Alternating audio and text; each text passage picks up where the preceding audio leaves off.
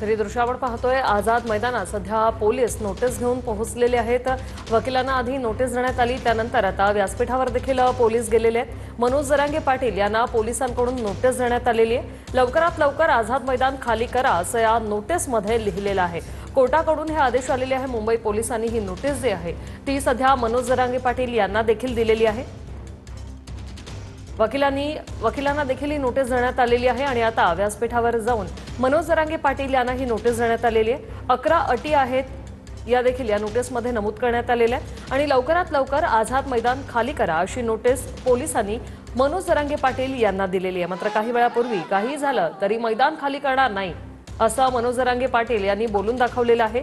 मी इथे मेलो तरी चालेल, मात्र जोपर्यंत अंमलबजावणी होत नाही तोपर्यंत मैदान खाली करणार नाही असं मनोज जरांगे पाटील यांनी म्हटलंय। 5वा दिवस आहे आज आंदोलनाचा।